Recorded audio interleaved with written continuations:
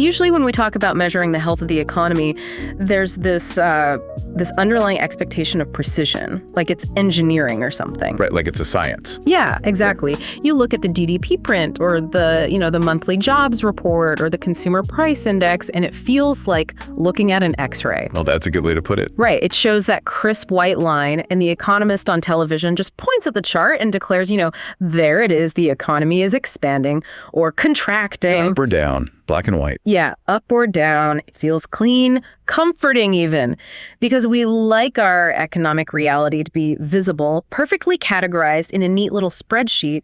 But then you step out of the sterile environment of lagging indicators and into the physical world. Which is never sterile. Never. You step into the world of physical freight, of supply chains and transportation logistics, and suddenly that crisp X-ray machine is it's completely shattered. We're looking at an economic landscape that is murky, unpredictable, and happening in real time. It is the absolute definition of diagnostic muddy waters. I mean, because unlike a jobs report that tells you what happened, 30 days ago, freight is the pulse of what is happening this very second. Literally right now. Literally right now. It is happening in the rain on an interstate highway in Ohio, on a loading dock in Texas. It is the actual physical engine of the economy. Which brings us to our mission today. We've gathered just a fascinating stack of source material to decode this physical engine. We are diving deep into the freight transportation sector using the Q1 2026 earnings call for Knight-Swift Transportation. Ticker symbol KNX. Right, KNX, using that as our primary map. And we also have some foundational background intelligence on the structure of the company itself to help us navigate. Now, spending a significant chunk of time parsing through a freight company's earnings call might sound a bit dry if you aren't an industry insider. Oh, sure. Listening to executives talk about tractor counts and route yields feels like insider baseball. Total insider baseball. But this isn't just about one company's quarterly profits. For you, the listener, this is a crystal ball. Absolutely. Because if you want to understand the macroeconomic forces that are going to impact every single consumer in the country over the next 6 to 12 months, you look at freight. You look at the trucks. You look at the trucks. If it costs significantly more to move a massive shipment of refrigerators from a manufacturing plant to a big box retail distribution center today, well, the consumer's absolutely going to pay more for that refrigerator tomorrow. The cost gets passed down. Exactly. The cost of moving goods is the ultimate leading indicator of inflation, of consumer demand in corporate health. And Knight-Swift is one of the absolute largest players in this space. I mean, they move the goods that make up the daily physical reality of millions of people. Okay, let's unpack this, because before we get into the wild, counterintuitive numbers from this specific quarter, we need to set the scene. Yeah, we need context. To grasp the scale here, you really have to visualize the footprint. So Knight-Swift was incorporated back in 1989. They are headquartered in Phoenix, Arizona, but their operational scale across the United States and Mexico is it's staggering. It really is. We are talking about tens of thousands of tractors, tens of thousands of trailers. They serve retail giants, food and beverage conglomerates, consumer products, housing materials, automotive parts. I mean, basically, if it exists in the physical world and you can buy it, they probably put it on a truck at some point in its life cycle. The timing of this specific analysis is what makes this source material so compelling right now. The overarching narrative that emerges from these transcripts, when you're listening to CEO Adam Miller, CFO Andrew Hess, and the rest of the executive team, is that the entire American supply chain is witnessing a violent inflection point. Violent is the right word for it. Yeah. For over 3 years, dating back to the aftermath of the pandemic boom, the trucking market has been incredibly brutal for carriers. It has been massively oversupplied. Right. You had a situation with too many trucks chasing not enough freight, which absolutely crushed the pricing power of the established transportation companies. Crushed it. Because during that 2021 boom, spot rates were so sky high that everyone with a pulse and a down payment bought a semi-truck. Yep. The market was completely flooded with capacity. But according to Knight-Swift's management, the tide is turning rapidly here in early 2026. It is. And the crucial detail here is that it isn't just turning because of organic, invisible hand economics where demand slowly catches up to supply. It is turning because of a massive, sweeping regulatory crackdown that is physically, forcefully removing thousands of trucks and drivers from the road. Which is a wild, almost unprecedented dynamic to witness in real time. But before we can fully grasp why Knight-Swift is making millions or losing millions, depending on how you look at the ledger, we really have to understand the physical mechanics of how they actually move goods. We have to look under the hood. Right. We need to look at the anatomy of this giant, because they aren't just one monolithic fleet of white trucks driving in straight lines. They operate 4 distinct, heavily intertwined business segments. And understanding these 4 pillars is non-negotiable if you want to understand the chess game they're playing with the broader economy. A company of this size doesn't just survive by doing one thing well. I mean, they survive by moving freight across different modes depending on the macroeconomic weather. So let's break them down. The first pillar and the undisputed heavyweight of their operation is the truckload segment.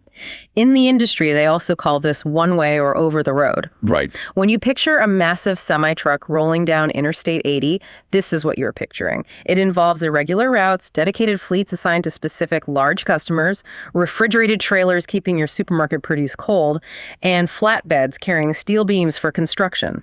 Roughly 70% of their physical fleet is deployed in this one-way, over-the-road service. It is the lifeblood, really the core engine of the company. However, as Adam Miller notes in the call, because it is the largest segment, it has also been the most painful place to be over the past 3 years. Because of that oversupply we mentioned. Exactly. This segment felt the absolute brunt of that massive influx of new opportunistic trucking companies that flooded the market back in 2021. When supply goes up that much, the price you can charge for a full truckload just plummets. Right. Then you have the second pillar, which is LTL, which stands for less than truckload. And this is a fundamentally different physical operation. It relies on regional and national networks of terminals to move smaller shipments. Yes, so with the traditional truckload segment we just discussed, the customer is basically renting the entire 53-foot trailer. It goes from point A to point B, sealed and untouched. But with less than truckload, a manufacturer might only have, say, 3 pallets of goods. Right, and that's not enough to justify paying for a whole truck. Exactly. So the LTL carrier picks up those 3 pallets, brings them to a local terminal, unloads them, and consolidates them into a different trailer alongside shipments from like 5 other companies that are all heading in the same general direction. It is a highly complex hub and spoke system. It's a massive logistical puzzle happening every single night at these terminals, cross-docking freight so the truck runs full. Okay, now, the third pillar is logistics, which essentially acts as a freight brokerage. This is fascinating because it's an asset-light model. No trucks involved on their end. Right. In this segment, Knight-Swift manages freight for customers, but they don't necessarily use their own Knight-Swift branded trucks to move it. They use third-party transportation providers. They act as the intermediary. A shipper comes to them with a load. Knight-Swift goes out to a network of tens of thousands of independent carriers, finds someone to take it for a slightly lower price than the shipper's paying, and pockets the margin. And finally, the fourth pillar is intermodal. This is where the physical modes of transport collide. It involves combining truck drayage, which is just the industry term for that short-haul trucking segment, with third-party rail services. Right. So a Knight-Swift truck picks up a shipping container at a port or a warehouse, drives it 50 miles to a railhead, a massive crane lifts it onto a train, it travels 1,000 miles across the country via rail, and then another Knight-Swift truck picks it up at the destination rail yard to deliver it to the final warehouse. You know, to really conceptualize why a single company would operate 4 drastically different business models, it helps to look at how consumers experience different types of travel, because the mechanics are remarkably similar. I love this analogy. It's basically like passenger travel. So think about the truckload segment as chartering a private jet. You buy the entire capacity of the plane. It goes exactly where you dictate, directly from your starting point to your destination without stopping. Exactly. The LTL, less than truckload segment, is like buying a single seat on a commercial flight on an airline like Delta or United. You are sharing the plane with 100 other people who are all going to the same general region, and you might have to take a connecting flight through a major hub like Atlanta or Chicago where you switch planes. And the logistics brokerage, following that logic, operates exactly like a travel agent. You tell the agent where you need to go, and they scour the open market to find a third-party airline to take you, taking a commission for making the arrangement.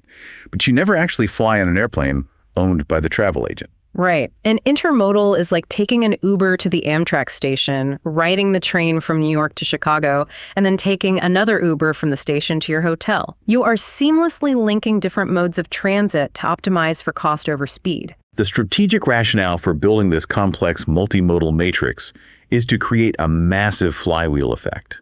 It builds a mode of resilience around the company's revenues, because freight demand is incredibly fluid. When the traditional truckload market gets extremely tight and the cost to charter that private jet skyrockets, a major retail shipper might look at their budget and say, "We can't afford these highway rates, but we have a little extra lead time before this product needs to be on the shelves." So Knight-Swift doesn't lose the customer to a competitor. They just say, "No problem, let's shift this volume over to our intermodal rail division." Exactly. They capture the revenue on a different line item. Yeah. Or if Knight-Swift is overwhelmed with freight demand and physically doesn't have enough of their own trucks available to service a customer, well, their logistics division simply brokers that excess freight out to their vetted network of third-party carriers. The customer stays locked entirely within the Knight-Swift ecosystem, completely insulated from the macroeconomic turbulence. The listener needs to know that the clothes you are wearing right now, the device you are listening to this on, almost certainly traveled through a matrix exactly like this. Almost guaranteed. The electronics might have arrived at a West Coast port, traveled via intermodal rail to a massive distribution center in the Midwest, where a dedicated truckload fleet moved it to a regional warehouse, and finally, a localized LTL shipment brought it to the back door of your neighborhood electronics store. You are interacting with the end result of this complex choreography every time you buy something. But managing this matrix, keeping thousands of moving parts synchronized, is incredibly susceptible to external shocks, which leads us perfectly into the financial reality of the first quarter of 2026. Because on the surface, the numbers they reported are a massive head-scratcher. Yeah, they are. If you read the transcript of CEO Adam Miller's opening remarks, his tone is remarkably bullish. He explicitly states there are more reasons to be optimistic about the freight industry right now than they have seen in over 4 years. He paints a picture of a market roaring back to life. But then you flipped the actual balance sheet to the GAAP earnings, the generally accepted accounting principles bottom line, which is the strictest measure of corporate profitability. And they reported a net loss of 1 cent per share. A literal loss. A literal loss. Operating income cratered, dropping by $38 million year over year. They did highlight an adjusted EPS of 9 cents, which strips out certain one-time costs. But even that was down drastically from 28 cents in the prior year. The raw operating income decline is what caught everyone's attention. Wait, I have to play devil's advocate here. How can the executive suite be pitching this grand narrative of a massive market turnaround when the immediate hard numbers show them losing money on a GAAP basis? Are they just trying to spin a terrible quarter to keep investors from panicking? I mean, if your operating income drops by nearly $40 million, how do you justify claiming the market is the best it's been in 4 years? It is the most critical question to ask when looking at these sources. To understand the executive's optimism, we have to dissect that $38 million drop forensically. CFO Andrew Hiss spent a significant portion of the call breaking that loss down into very specific buckets. In financial circles, they refer to this as a kitchen sink quarter. A kitchen sink quarter, right? Meaning management looks at a quarter that is already going to be weak, and they decide to throw every piece of bad news, every pending legal settlement, every deferred write-off into the numbers all at once to clear the decks. They throw everything but the kitchen sink into the loss column so the next quarter looks pristine. That is the exact mechanism. So let's look at the anatomy of that $38 million hit, because it reveals why Wall Street largely shrugged off the GAAP loss. First, Hess details an $18 million expense hitting their LTL segment. But this massive expense wasn't the result of failing to move freight efficiently in January, February, or March of 2026. It was an adverse arbitration ruling on a liability claim stemming all the way back to 2022. So a ghost from 4 years ago, a piece of litigation that had been winding its way through the legal system finally settles, and it takes an $18 million bite out of the current quarter's operating income. Exactly. It hits the ledger today, but it provides absolutely zero diagnostic information about the current supply and demand dynamics of the freight market. No. Then Hess points to a $4 million expense in their truckload segment.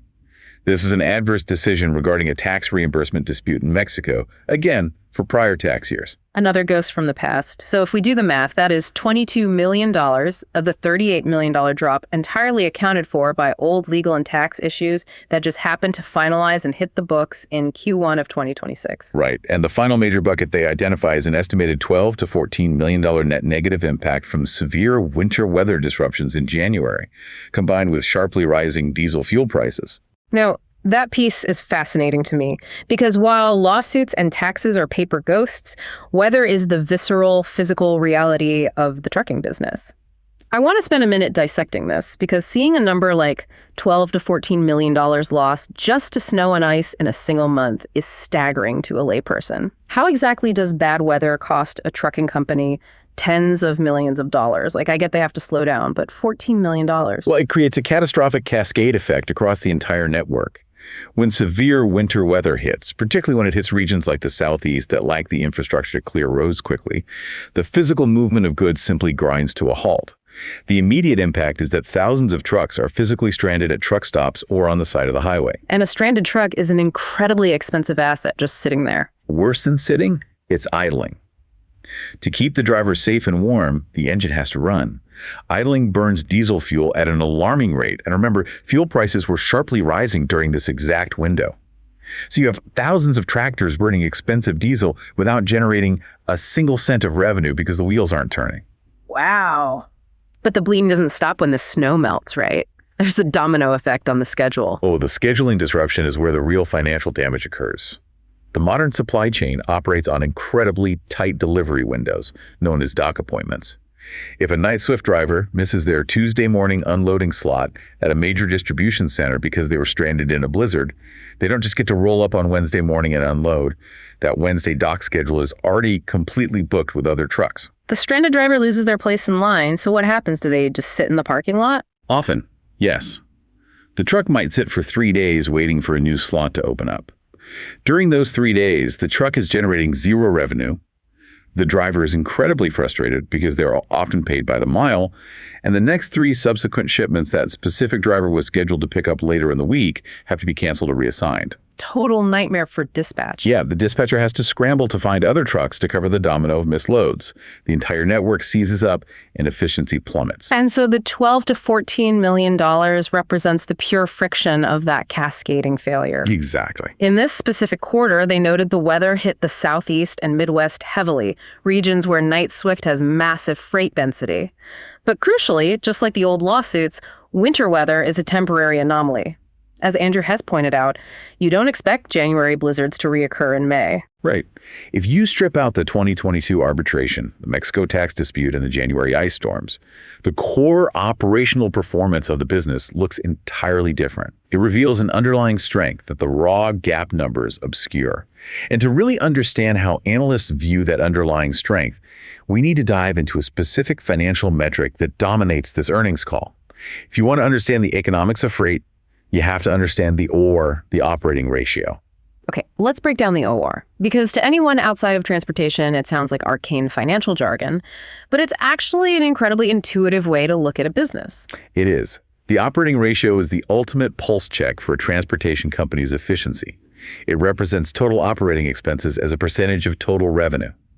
So if a company reports an OR of 97%, it means that for every single dollar the company brings in the door, it costs them 97 cents to operate the business. Paying drivers, buying fuel, paying insurance, maintaining the trucks. Leaving practically nothing. Right. That leaves just 3 cents of operating profit from that dollar. And Night Swift's consolidated adjusted OR for the quarter was exactly that, 97%. They were spending 97 cents to make a dollar, which sounds terrifying. You are living on the absolute razor's edge of profitability. One blown tire, one minor accident, and that 3 cents of profit on a load is instantly wiped out, turning into a loss. It is a painfully tight margin. And they noted it was up 230 basis points year over year, which in plain English just means it worsened by 2.3% compared to last year. But this metric is exactly where CEO Adam Miller provides the crucial context for his extreme optimism. How so?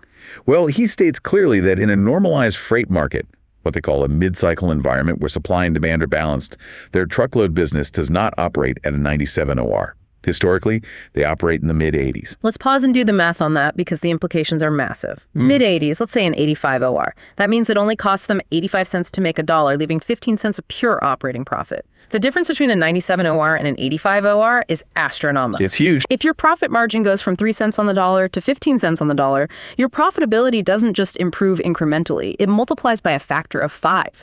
That is a 500% increase in profitability, and you don't even have to add a single new truck to your fleet to achieve it. You just need the market rates to recover. And this mathematical reality is why Wall Street analysts look past the kitchen sink elements of the quarter. They aren't pricing Knight-Swift stock based on January snowstorms or 4-year-old litigation. They are looking at the underlying structural momentum of the industry. They are looking for signals that the market is finally returning to an environment where an 85 OR is possible.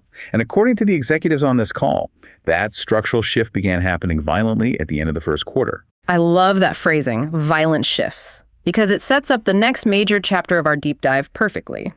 When February and March rolled around, the weather cleared up. The snow melted.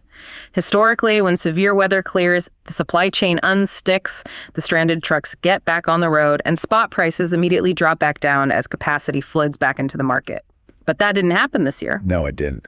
The network unfroze, but the market stayed incredibly tight. Prices stayed elevated. Why? Because the supply of available trucks didn't bounce back, it is actively shrinking. We are witnessing a transition from temporary weather-driven market tightness to a permanent regulatory-driven capacity purge. This purge is the core pillar of Adam Miller's thesis for the industry. To understand why trucks are vanishing from the road today, we have to look back at the historical anomaly of 2021. During the height of the pandemic boom, consumer demand for physical goods was insatiable. Everyone was sitting at home ordering furniture and electronics. Yeah, the Amazon boxes were piling up. Exactly. The demand to move freight far exceeded the supply of trucks.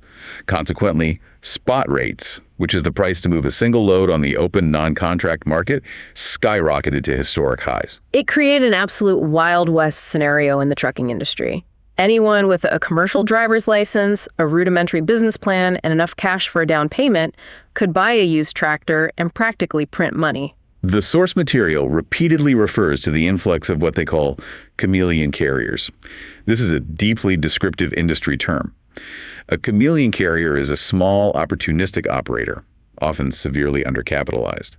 Because they lack the infrastructure of a Knight-Swift, they often survive by cutting corners. What kind of corners? Well, they might defer critical maintenance on their brakes, they might purchase the absolute bare minimum liability insurance, or they might push their drivers to violate federal hours of service regulations to run extra miles. And when they eventually get caught, when a DOT inspector finds the bald tires or a driver causes a major accident and the Federal Motor Carrier Safety Administration comes down on them and revokes their operating authority.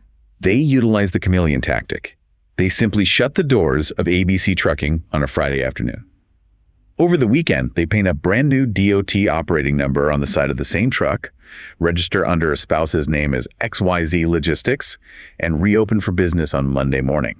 They blend right back into the environment, escaping the penalties and the higher insurance premiums associated with their previous safety violations. That is insane. The industry was absolutely flooded with these operators who, as Adam Miller very diplomatically phrased it on the call, may not have been playing by the rules that we play by. Very diplomatic. Right. And the economic impact of this is profound. If you are a chameleon carrier and you don't pay for top-tier insurance, you don't maintain a terminal network, and you exploit inexperienced drivers, your operating costs are artificially dangerously low. Which allows these bad actors to undercut the compliant, safe carriers on price.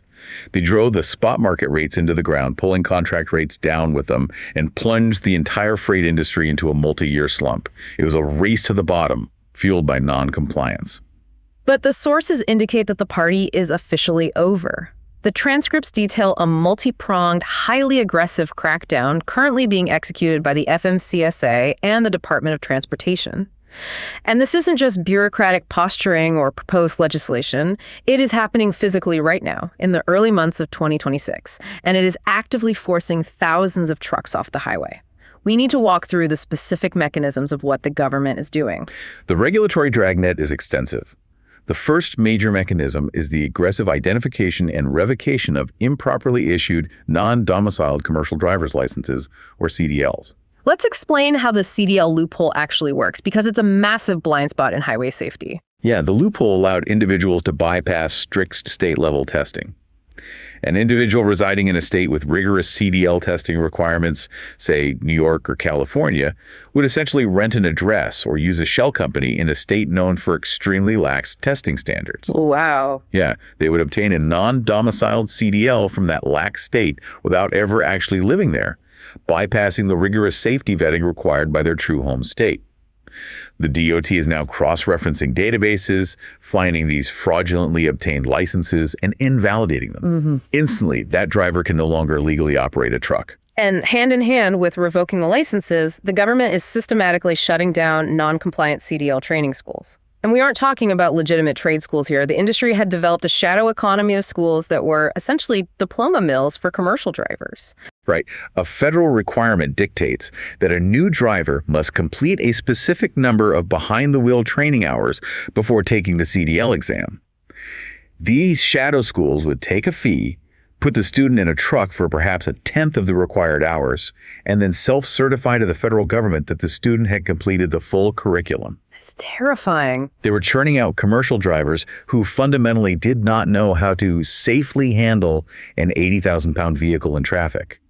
The FMCSA is now auditing these schools, shutting them down, and in some cases, invalidating the CDLs of the drivers who graduated from them. The sources also note the government is stepping up strict enforcement of English language proficiency requirements for commercial drivers. This isn't a minor administrative rule, it's a massive safety issue. If a driver cannot communicate with a dispatcher regarding a hazardous materials spill, cannot read complex road signs regarding weight limits on bridges, or cannot interact effectively with law enforcement at a weigh station, they are a hazard. Beyond the immediate enforcement actions, there are massive legislative pushes looming in the background. The call references initiatives like Lila's Law, which aims to dramatically tighten the enforcement mechanisms around carrier safety ratings. But the most terrifying proposal for these marginal carriers is the push to increase the federal minimum insurance requirement for motor carriers from $750,000 to $5 million. A $5 million commercial liability minimum is an absolute kill shot for the chameleon carriers. If you are a shady operator running two poorly maintained trucks on a shoestring budget, relying on bare bones insurance, you simply cannot absorb the premium hike for a $5 million policy. The math stops working. You are priced out of the game instantly. But of all the regulatory elements discussed on this earnings call, there is one data point that made me completely stop what I was doing. I think I know which one you're talking about. It involves the mechanics of drug testing truck drivers. The hair follicle testing discrepancy. Yes, this is perhaps the most glaring example of the dangerous friction between slow-moving federal bureaucracy and actual on-the-ground safety standards. Let me lay out the mechanics of this, because it is legitimately terrifying for anyone who drives on an interstate. The federal government, through the DOT, mandates that commercial truck drivers must undergo urinalysis for drug testing. That is the legal baseline. If you pass the urine test, you're placed in the federal clearinghouse as a clean driver. But Knight-Swift voluntarily decides that urinalysis isn't good enough. They pay extra out of their own corporate pocket to conduct hair follicle testing on every single one of their applicants, and the results are shocking. According to Treasurer Brad Stewart on the call, the hair follicle test identifies roughly 14 times more drug users than the federally mandated urine test. 14 times. The biological reality of the testing methods explains the massive discrepancy. Urinalysis, the federal standard, only detects drug use within a very short recent window, often just a few days. If a habitual drug user abstains for 72 hours, they will likely pass the urine test. Hair follicle testing, however, traps the chemical markers of drugs in the hair shaft as it grows. Right. It can detect habitual long-term use over a window of several months. So Knight-Swift is utilizing a vastly superior diagnostic tool, catching 14 times as many users, and rightfully refusing to hire them. I picture it like fishing. The federal government tells every trucking company you only have to fish for drug users using a single piece of string and a rusty hook. Knight-Swift looks at that and says, no, we are going to fish using a high-tech, deep-water sonar net. Obviously, the sonar net catches exponentially more fish, but here is the absolute kicker, the thing that is driving the executives crazy. The government only counts the fish caught on the string. That is the source of the immense, palpable frustration expressed by Brad Stewart and Adam Miller. Congress actually recognized this flaw years ago. They passed legislation authorizing the use of hair follicle testing results for the Federal Driver Clearinghouse. But the Department of Health and Human Services, HHS, has simply never gotten around to writing the actual bureaucratic rules required to implement the law into practice. Unbelievable. The law exists, but the mechanism to enforce it doesn't. So walk me through what actually happens to that applicant. Knight-Swift pays for the hair test. The applicant fails spectacularly, showing months of heavy drug use. Knight-Swift tells the applicant, "We aren't hiring you, you are a danger to society." But because HHS hasn't written the rules, Knight-Swift is legally prohibited from reporting that positive hair test result to the Federal Clearinghouse. That is the terrifying reality. Yeah. That driver, who Knight-Swift knows factually and scientifically is a habitual drug user, simply walks out the door of the Knight-Swift recruiting office. They drive down the street to a lower-tier marginal carrier, perhaps one of those chameleon carriers we discussed, that only performs the bare minimum federal urine test. Wow. Because the driver abstained for a few days, they pass the urine test. The lower-tier carrier checks the Federal Clearinghouse, sees a clean record because Knight-Swift couldn't report the hair test, and hires them. And the next day, that driver is out on the highway piloting an 80,000-pound missile at 70 miles per hour right next to your family minivan. When you think about it, this entire deep dive into operating ratios and earnings per share, it ultimately boils down to the physical reality of who you are sharing the highway with. This isn't just an abstract discussion about corporate profitability for Knight-Swift. It is fundamentally a conversation about life or death highway safety. It absolutely is. And what Adam Miller's pointing out to Wall Street is that the current regulatory administration is finally waking up and cracking down. Even without the hair follicle rule being finalized by HHS, the intense pressure on CDL fraud, the crackdown on fake training schools, and the looming insurance hikes are collectively acting as a massive broom, sweeping the worst actors out of the market. Which creates a profound macroeconomic shift. Because when the government effectively sweeps a significant percentage of trucking capacity out of the market, the overall supply of available trucks shrinks dramatically. Meanwhile, consumer demand for goods is holding steady or even slightly improving as inflation cools. The underlying math of economics is inescapable. What happens when supply shrinks rapidly while demand stays the same? Prices explode, and the pricing power in the freight industry shifts violently from the shippers who manufacture the goods back to the carriers who transport them. This dynamic brings us to the most fiercely contested battleground in the logistics world: bid season. Bid season is a fascinating corporate ritual. It typically happens early in the year. Large shippers, think major big box retailers, national grocers, massive consumer packaged goods manufacturers, put their entire freight network out to bid. They want to lock in contractual rates for the next 12 months to stabilize their supply chain budgets. They essentially say to the market, "I have 500 loads a week going from Dallas to Chicago for the entire year.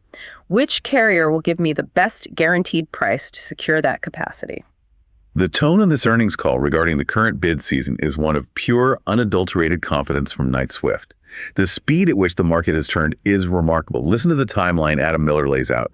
Just 1 quarter ago, at the end of 2025, Knight-Swift's management was going into these bid negotiations playing defense. They were hoping to secure low to mid single-digit percentage rate increases just to cover inflation.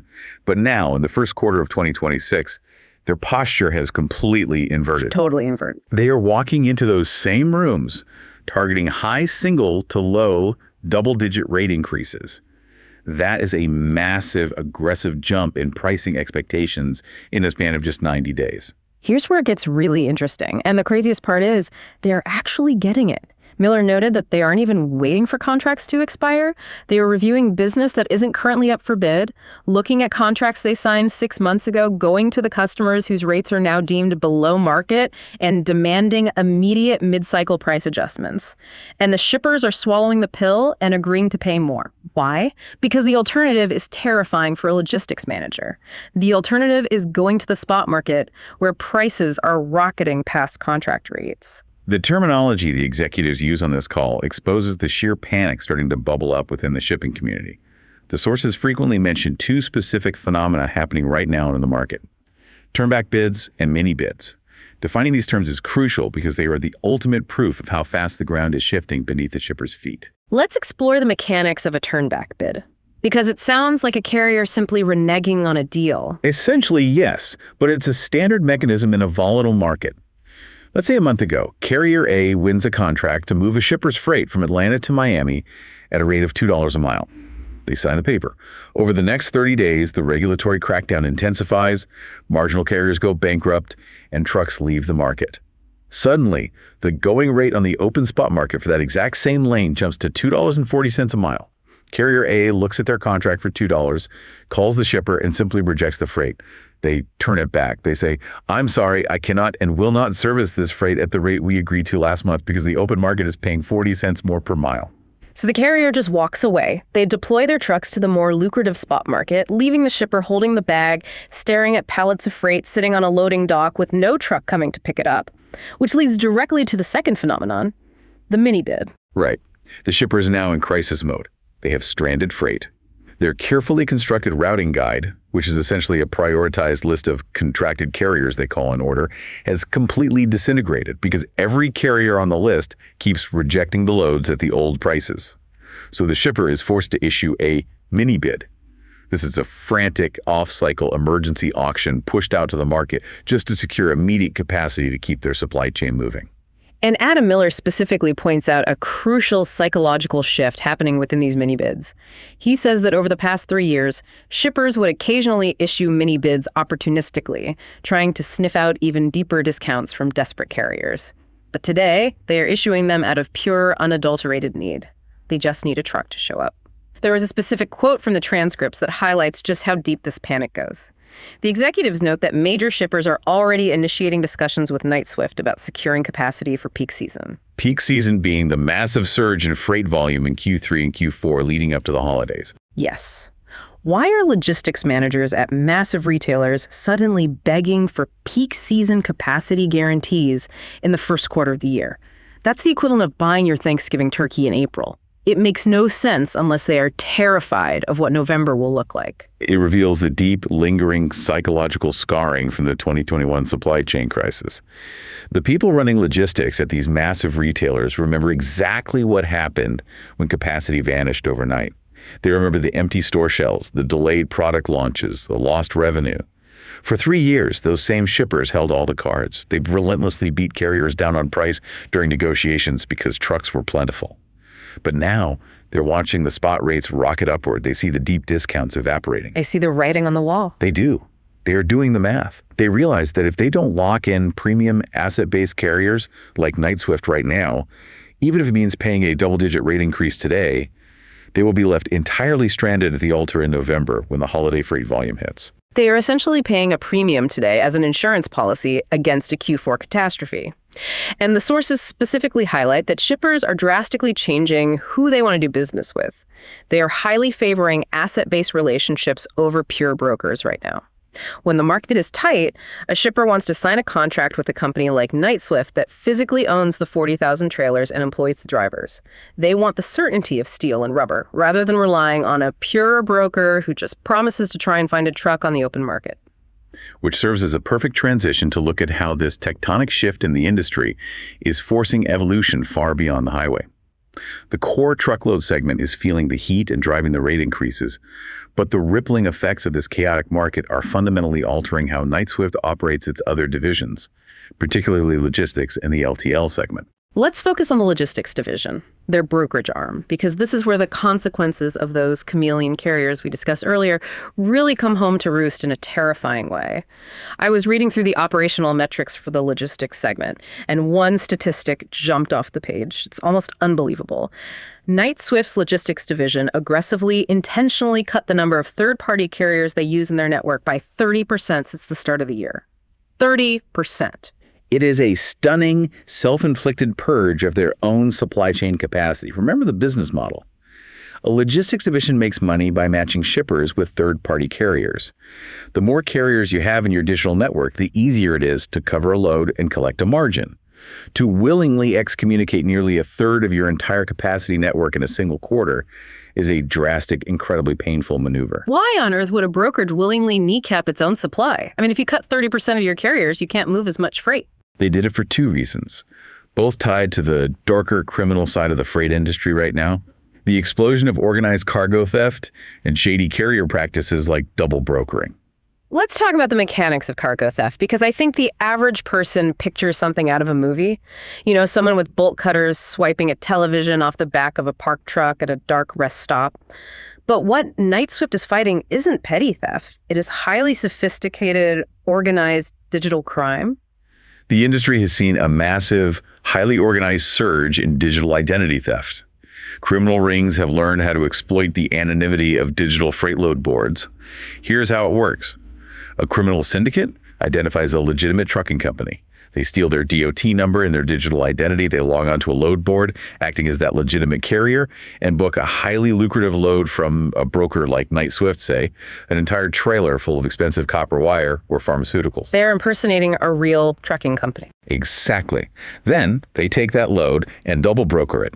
They turn around and hire a completely different, unsuspecting, legitimate carrier to actually go pick up the copper wire. The legitimate driver picks it up and delivers it. The broker pays the criminal syndicate, thinking they're the carrier.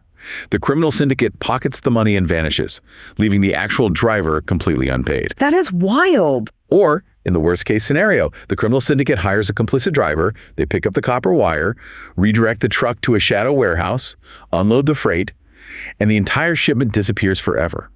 The broker Knight-Swift Logistics is left holding the massive liability for the stolen freight and facing a furious customer. So how is Knight-Swift fighting back against this digital syndicate? Because they are actively sacrificing short-term revenue to build this defense. The sources show their logistics volume was down 18.9% in the quarter, and revenue was down almost 10%, largely because they rejected so many loads that were deemed unprofitable under their strict new rules. What are these rules? They implemented what Treasurer Brad Stewart called already rigorous carrier qualification standards, and then enhanced them to a forensic level.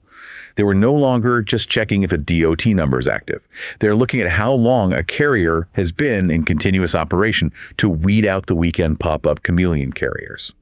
They are demanding real-time evidence from electronic logging devices, or ELDs, so Knight-Swift can verify exactly where a tractor is geographically via GPS before giving them a load.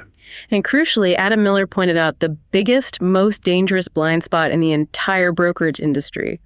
Usually, the broker sitting in an office in Phoenix has absolutely no idea who the human being is that is physically sitting behind the steering wheel in Chicago. You hire the corporate entity, ABC Trucking, but who is the person driving? To solve that, Knight-Swift is now requiring actual copies of the driver's license. They are forcing the carrier to verify the physical identity of the person in the cab, particularly if that driver is hauling a trailer owned by Knight-Swift in a power-only arrangement.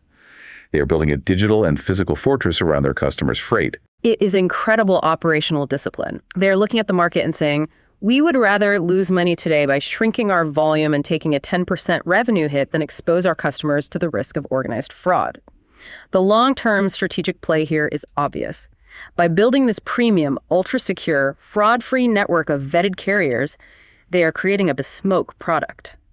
When the chaos and theft of the open spot market become too risky for major shippers, those shippers will happily pay Knight-Swift a massive premium for the guarantee of security. It is a calculated sacrifice of short-term volume for long-term margin expansion and brand trust. And while the logistics division is shrinking to grow stronger, the LTL less-than-truckload division is undergoing a massive physical and structural evolution of its own. Let's pivot to that LTL segment. We spent time earlier discussing that $18 million legal ghost from 2022 that completely dragged down the LTL segment's operating ratio on paper. But if you look beneath that single anomalous line item, the underlying physical metrics of the LTL business are absolutely booming. The physical mix of the freight they are moving is changing fundamentally. The operational statistics Andrew has provided are highly indicative of a massive, successful strategic pivot. Weight per shipment increased by 5.2% year over year. Length of haul increased by 8.5%, and the overall tonnage trends accelerated continuously throughout the quarter, ending March up almost 7%. Let's break down the mechanics of why weight per shipment and length of haul are such crucial metrics. Because to a layperson outside the industry, hearing that a pallet is 5.2% heavier doesn't sound like a revolutionary business achievement. But in the physics of an LTL network, it changes everything. It is the ultimate lever for operating efficiency. In a hub-and-spoke LTL network, your biggest fixed costs are the physical terminal network, the buildings where freight is sorted, and the driver's time spent making a stop. Let's look at the math. If a driver stops at a manufacturing facility to pick up a single pallet that weighs 500 pounds, it takes a certain amount of time to back to the dock, load it, process the paperwork, and drive away. If that same driver stops at the exact same facility, but picks up 2 pallets weighing 1,000 pounds, the administrative cost and the time spent at the dock are almost identical. The physical truck burns roughly the same amount of fuel, but the revenue generated from that single stop just doubled because the freight is heavier. So a 5.2% increase in weight per shipment distributed across millions of shipments is pure unadulterated margin expansion.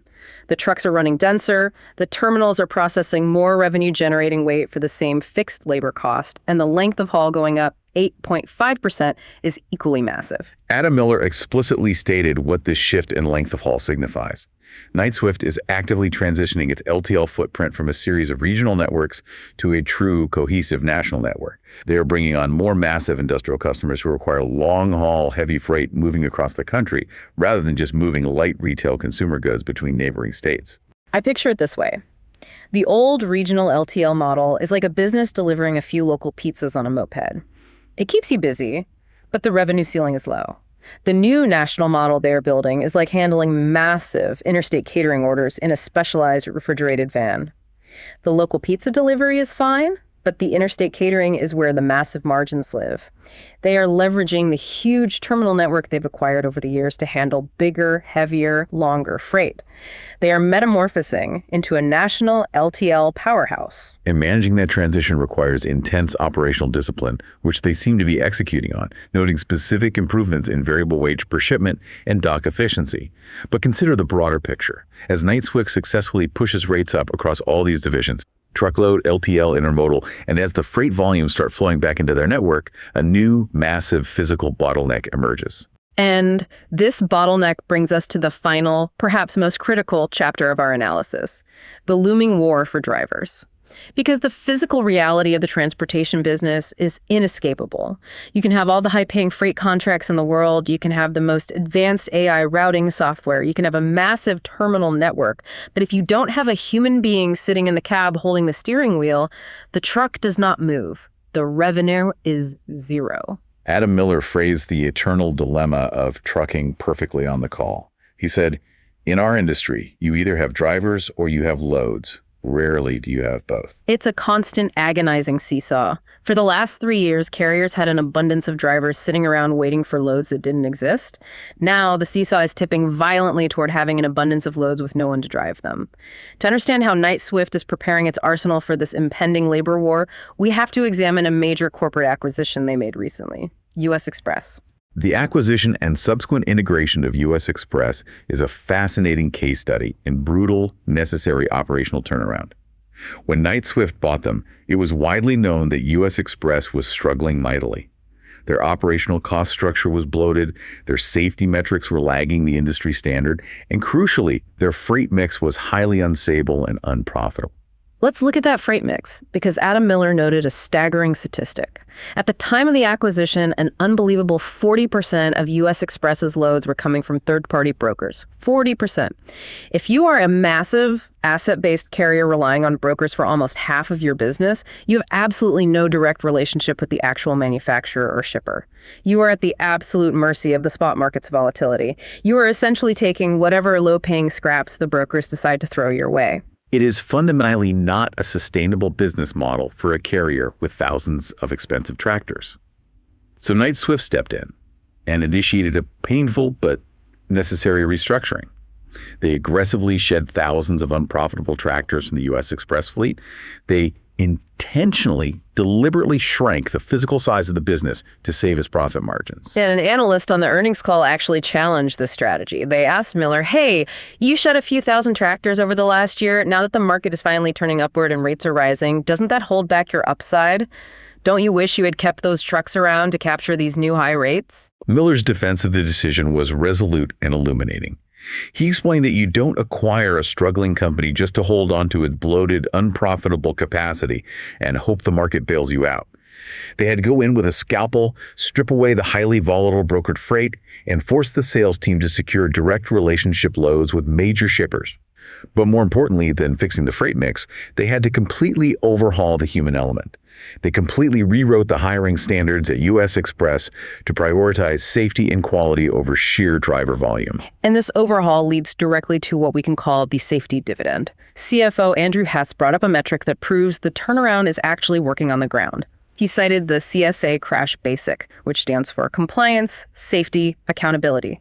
It's the federal tracking system that monitors a motor carrier's crash rate and overall safety performance. The CSA Crash Basic at U.S. Express is now 60% better than it was at the exact moment Knight-Swift acquired them, a 60% reduction in negative crash metrics. That is not just a moral victory for highway safety, though it certainly is that. It is a massive structural financial victory. In the commercial trucking industry, insurance premiums and liability payouts for accidents are exorbitant, margin-crushing expenses. When you improve your crash rate by 60%, your insurance premiums plummet, your equipment damage costs evaporate, your legal liabilities shrink. The margins improve structurally, independent of what the freight rates are doing. As a direct result of these sweeping changes, shedding the bad freight, improving the safety, U.S. Express is now trailing the incredibly efficient legacy Knight-Swift brands by only 300 basis points in operating ratio. They have nearly closed the efficiency gap. It's a masterclass in corporate restructuring. But returning to the broader war for drivers, as these regulatory crackdowns we discussed earlier forcefully push the unsafe, drug-using, poorly trained drivers entirely out of the industry, the overall pool of available labor shrinks. So the ultimate question becomes, how does Knight-Swift compete for the remaining safe, high-quality drivers when every other carrier in the country is desperate to hire them? They're aggressively building what you might call a labor moat. They aren't just passively relying on truck stop job boards. They are intensifying their digital marketing spend to target drivers. They are utilizing advanced artificial intelligence to ensure an instant automated response to any incoming driver lead. They want to capture the applicant's attention the second they express interest, before a competing carrier can even pick up the phone. Because if a driver is sitting in the cab at a truck stop, scrolling on their phone, and applies for a job, they want a response in 3 seconds, not 3 days. But beyond the digital marketing, their ultimate weapon, their true, unassailable competitive advantage, is their proprietary network of driving academies. This is where their strategy brilliantly circumvents the broader market chaos. If we connect this to the bigger picture we've been painting, the federal government is actively shutting down the non-compliant, shady CDL training schools across the country. The pipeline of cheap, poorly trained labor is being choked off at the source. The pool of drivers is shrinking. So what does Knight-Swift do? They look at the shrinking pool and say, fine, we won't fight over the remaining drivers. We will simply manufacture our own.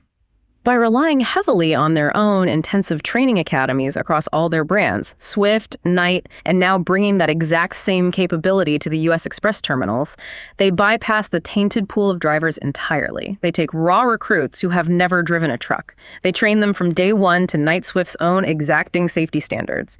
They run the rigorous hair follicle tests to ensure a clean, drug-free lifestyle. And once the recruit passes, they immediately transition them into their own fleet, often locked in by a contract that repays the cost of the schooling. It creates a self-sustaining ecosystem of safe, compliant labor. It is an incredible structural advantage. While other carriers are panicking about where to find drivers to handle the rising freight volumes in the back half of the year, Knight-Swift is simply running more classes through their own academies. So after dissecting the JAP losses, the weather anomalies, the regulatory crackdowns, the shipper panic, and the war for drivers, what does this all mean? Let's bring this all together for you, the listener, who just spent the last hour wading deep into the complex mechanics of freight economics.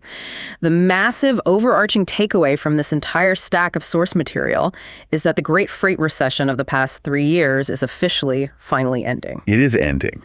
But the critical nuance is that it is not ending simply because of natural cyclical economic recovery. It is ending because a coordinated, forceful regulatory cleanup is sweeping the bad actors, the chameleon carriers, and the unsafe drivers off the highway. And as that artificially cheap, unsafe supply vanishes from the market, massive asset-backed giants like Knight-Swift companies with pristine safety records, proprietary training academies, and the operational discipline to willingly cut 30% of their broker network to stop cargo theft are put squarely back in the power position. They are poised to command double-digit rate increases from shippers who are terrified of being left without capacity. That highly profitable mid-80s operating ratio is clearly visibly in their sights. This raises an important question. Stepping back from Knight-Swift's specific profitability, synthesizing all this data raises a much larger, frankly unsettling question. One that extends far beyond the boardroom of a transportation company and touches the core of how our society functions. If a multi-billion-dollar cornerstone of the American supply chain, the physical movement of the food we eat and the goods we buy, requires intense, heavy-handed government intervention just to function properly, if it requires DOT crackdowns, shutting down fraudulent schools, cross-referencing databases, and begging for unenforced hair follicle testing rules just to sweep out fraudulent operators and stabilize basic market prices, what does that say about the extreme inherent fragility of our physical economy? Oh, wow. When you frame it like that, the entire system sounds like it's perpetually balancing on the edge of a knife. Are we constantly just one wave of deregulation away from the supply chain eating itself alive? From returning to a chaotic Wild West where highway safety is ruthlessly compromised to save pennies on the mile? That is a deeply chilling thought to end on. We started this deep dive talking about how freight is the murky, muddy X-ray of the economy. It turns out, beneath the surface of the things we buy every single day, the physical machinery delivering them is far more fragile, far more complex, and far more fiercely contested than we ever realize when we click Add to Cart. Thank you for joining us on this deep dive. Keep looking beneath the surface.